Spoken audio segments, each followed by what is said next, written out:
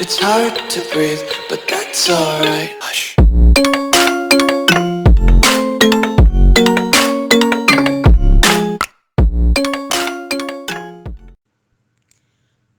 Assalamualaikum warahmatullahi wabarakatuh. Selamat datang di Lisa Channel, video pembelajaran dan motivasi. Sebelum kalian menyaksikan video kali ini, jangan lupa subscribe, komen, like, dan nyalakan lonceng notifikasinya agar saya lebih semangat dalam membuat konten ini. Terima kasih.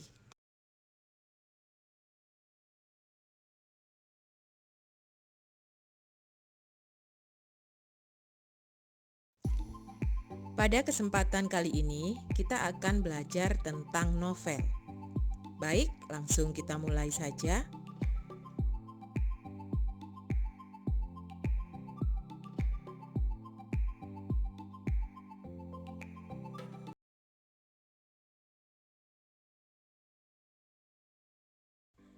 Novel merupakan karangan prosa fiksi yang panjang, mengandung rangkaian cerita kehidupan seseorang dengan orang-orang di sekelilingnya, dengan menonjolkan watak dan sifat setiap pelaku.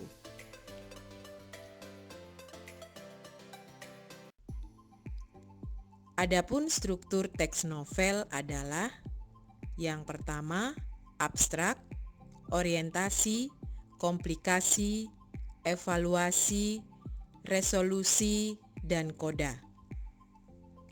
Abstrak merupakan bagian ringkasan isi cerita yang biasanya ditemukan pada awal cerita.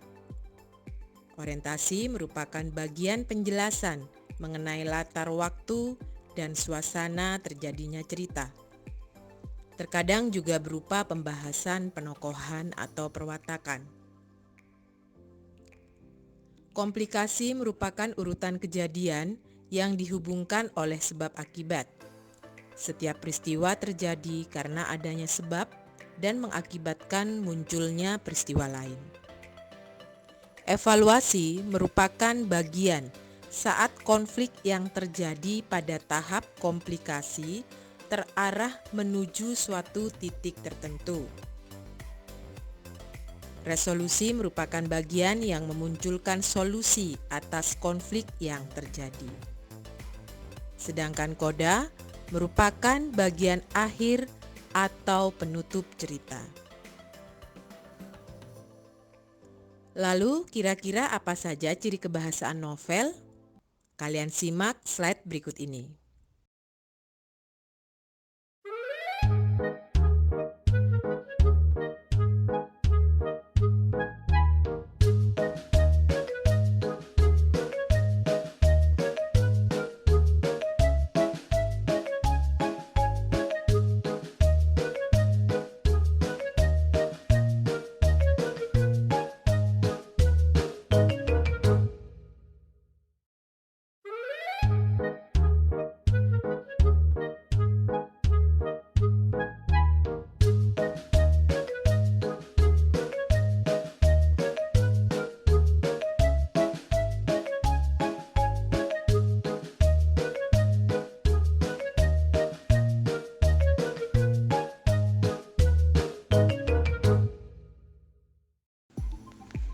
Berikutnya kita akan membahas tentang unsur-unsur novel.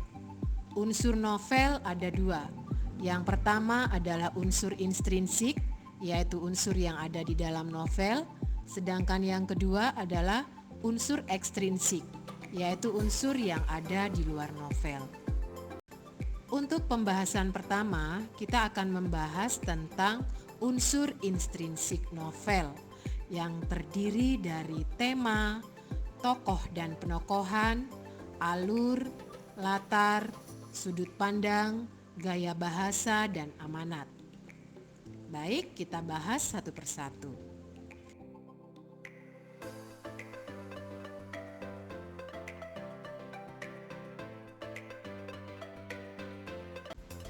Tokoh dan penokohan.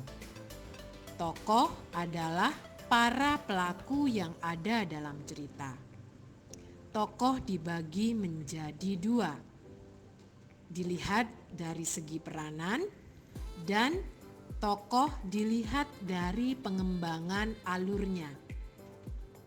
Untuk tokoh dari segi peranan terbagi menjadi tokoh utama dan tokoh tambahan.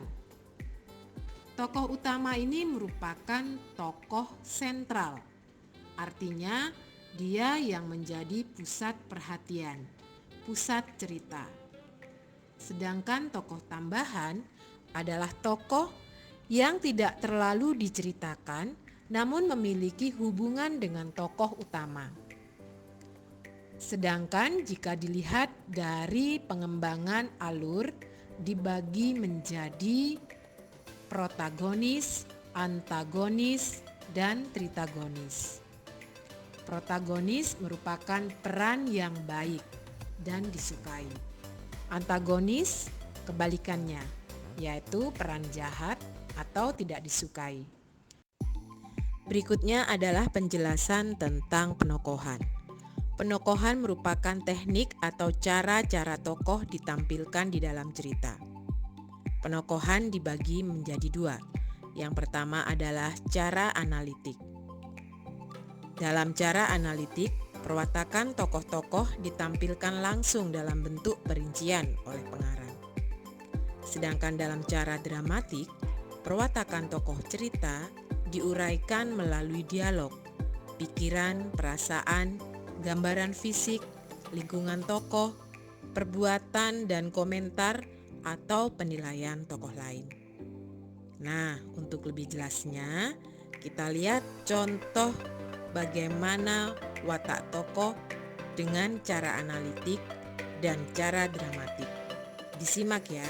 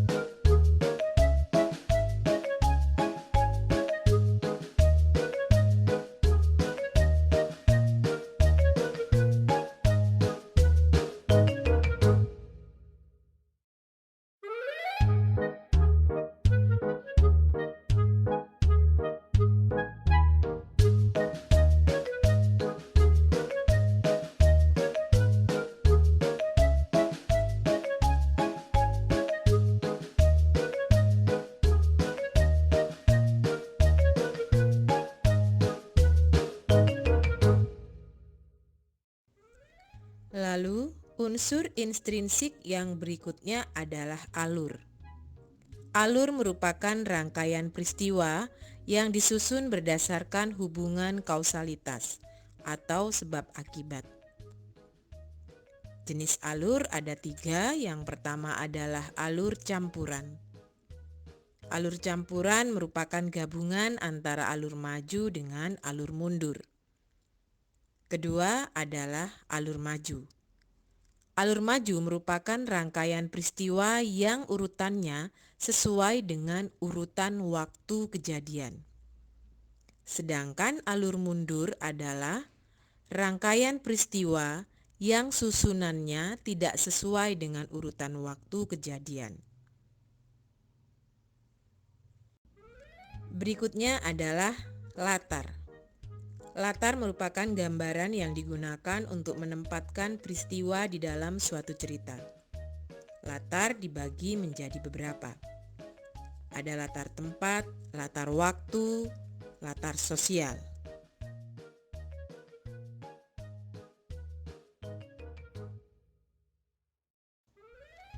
Unsur intrinsik yang berikutnya adalah sudut pandang. Sudut pandang ini dibagi menjadi beberapa. Yang pertama adalah sudut pandang orang pertama, lalu ada sudut pandang orang kedua, dan yang berikutnya adalah sudut pandang orang ketiga. Untuk bisa memahami dengan jelas, Anda perhatikan slide-slide berikut ini. Disimak ya.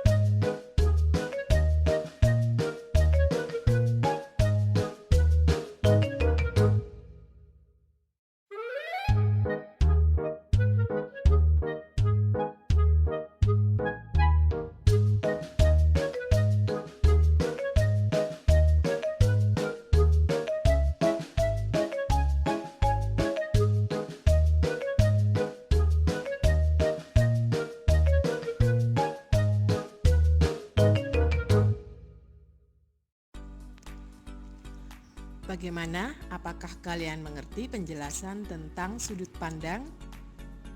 Baiklah, mudah-mudahan kalian memahaminya. Berikutnya akan saya lanjutkan tentang unsur intrinsik yang berupa tema. Tema merupakan salah satu ide pokok yang memiliki gagasan dengan persoalan yang akan digunakan sebagai landasan dalam membuat cerita.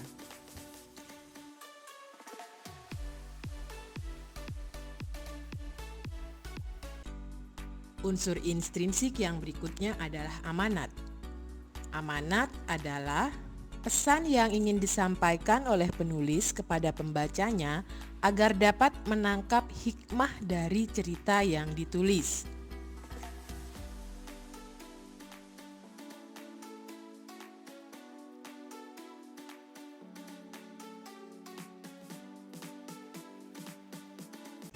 Dan untuk unsur intrinsik yang terakhir adalah gaya bahasa. Gaya bahasa ada 3. Yang pertama adalah sehari-hari, bombastis atau penuh semangat, dan klise. Dalam gaya bahasa klise biasanya ditemui seperti majas dan sejenisnya.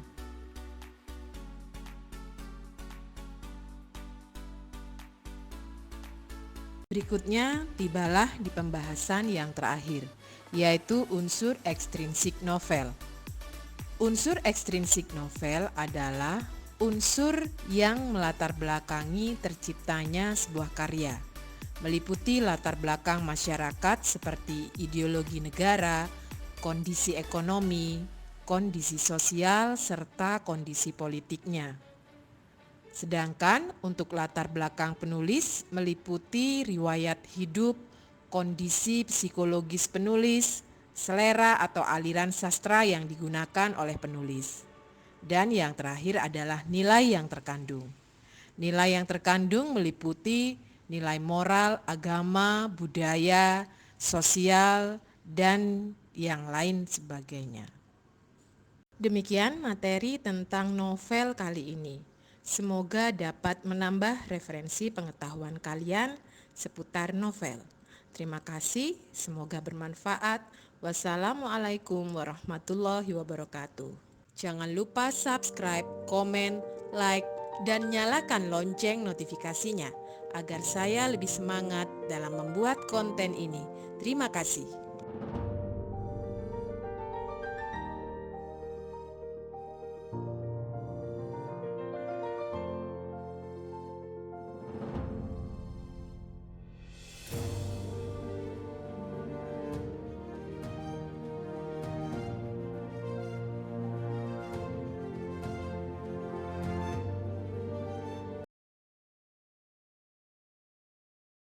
It's hard to breathe, but that's alright. Hush.